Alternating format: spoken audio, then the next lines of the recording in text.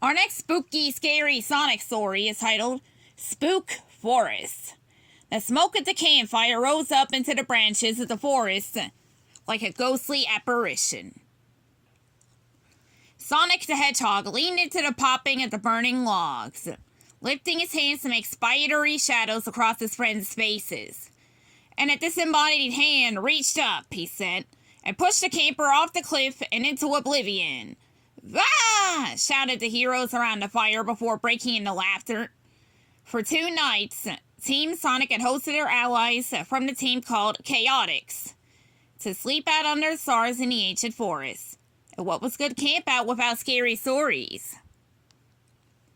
That one was good, but I don't think anything could top Vector's story about the mummy DJ. Said Charmy Bee as he buzzed around the fire.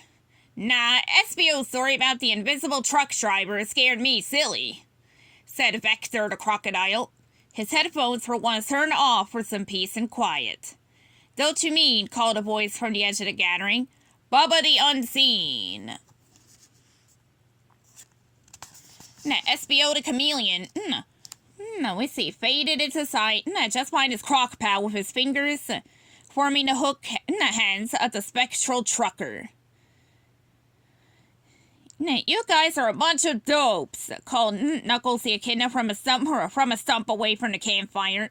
Though Sonic had invited his team along to help build friendships between the 2 groups of heroes, the prickly Knuckles spent most of the weekend with his arms crossed.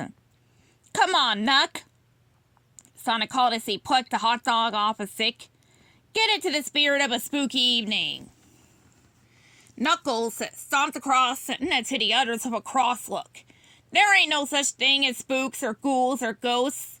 We got enough problems in this world fighting off Eggman's robots, alien invaders, and creatures from beyond the universe. There's no reason to drum up kids' tales about graveyard spirits on top of all that. Now, Knuckles, said Tails, some say that ghost stories represent a battle within ourselves that we haven't won yet. You could learn something from them. That's bunk, said Knuckles and crossed his arms again. You know what I think, said Sonic with a mischievous grin. I think Knuckles has got an old-school case of the willies. He's afraid of the things that go boo in the night. Yeah, laughed Vector. Fearless leader maybe ain't so fearless after all, ha ha. With that, Knuckles' eyes went wide with fury. Afraid? I'm the bravest, toughest thing any of you chumps has ever seen, and I'll prove it. He stormed off into the darkness. Sonic's face dropped as his friend walked away. Oh, come on, Knuckles, he called. I didn't mean anything by it. But the echidna was already far off in the distance.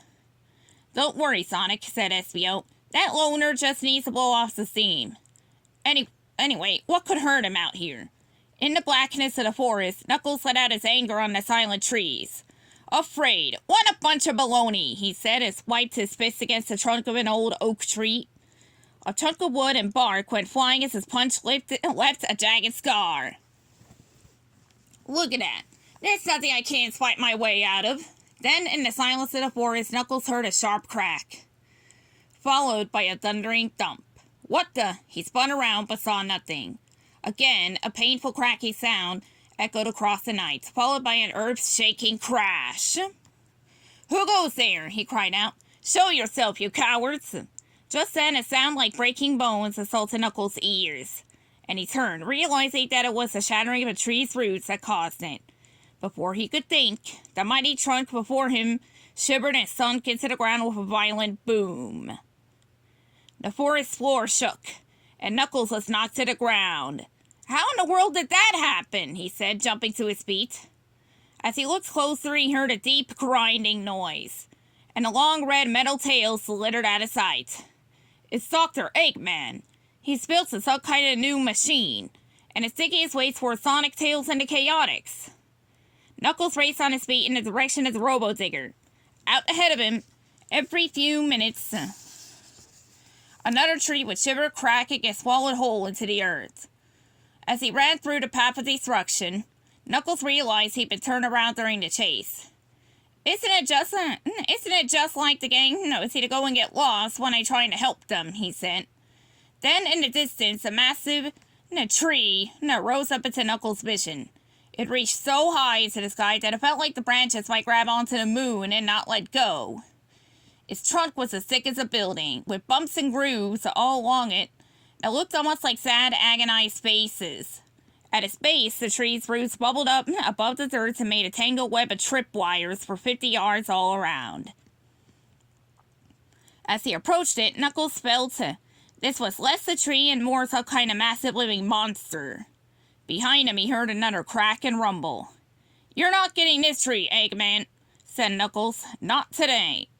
The echidna sprinted away from the tree and directly toward danger. Nearly 200 yards out, he felt the vibrations of the metal monster approaching. He jumped high in the air and punched down into the ground with epic force, sending shockwaves through the dirt. A moment later, Knuckles could hear the whirring gears of the machine in the distance. It was retreating. "I've kept it at bay for now," he said. "But if I don't..." Before he could finish the thought, the ground beneath him began to rumble. Knuckles' feet sank into the dirt as the floor began to swirl around him like a whirlpool. And then it opened up and swallowed him whole, pulling him deep, deep down into the ground, like a hand from beyond the grave. Back at the campsite, the fire had burned down low into a pile of glowing embers. Sonic and Tails sat up in their sleeping bags talking. "Do you think Knuckles is all right?" Sonic said. "You know he's always been a lone wolf. Or, a lone echidna," said Tails. "I'm sure he'll show up when he's ready." I know, Sonic sighed. "I just felt bad. This is supposed to be fun. I didn't bring us here to fight." "He'll get over it, Sonic," the fox yawned. "It's not like Knuckles that hasn't been known to sling, let's see, a few cheap shots in his day. Just enjoy the peace and quiet." Just then the forest all around him began to ring with a horrible cracky sound. Ancient wood turned into splinters to the left, to the right, everywhere. And the ground began to shake and tilt on the edges of the clearing. What the heck is happening?" cried Charmy as he flew down from the tree, snoozing it. "We're being attacked," said Espio. Zzz. Snored Vector on the ground with his noise-canceling headphones pumping James in his ears. "Get him up," said Sonic. Everyone form a circle. The combined teams soon stood shoulder to shoulder around a rock-protected fire pit. Suddenly the trees on the edges of the clearing were sucked into the ground. The heroes' heads snapped all around, but they still couldn't see who was behind it all. "Is it a ghost?" asked Charmy.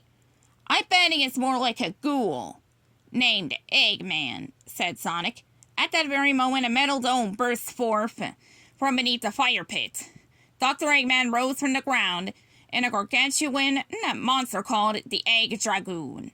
Since the heroes last saw his final machine, the Doctor had fitted it with several drills and worm-like arms that made it capable of burrowing deep within the ground. As it broke out into the moonlight, the Dragoon sent dirt to embers and the two teams flying through the air in all directions. "What brilliant luck!" laughed Eggman. "I had hoped to strip this forest of its trees and secrets so I could build a new robot factory. But I never dreamed I'd be able to bury you in the process." Sonic stood up and faced his enemy, fists clenched. "I'd like to see you try, Baldy." "Ha ha ha ha ha ha," cackled the scientist. "Talk is cheap, Hedgehog. Even you can't defeat an entire forest." As the black dirt shook off the back of the Egg Dragoon, the machine lifted an entire rack of fallen trees on its back, which Eggman can now use as weapons. Crack! The machine launched one trunk at a shaky Vector and Espio, rolling them on their backs. Swack!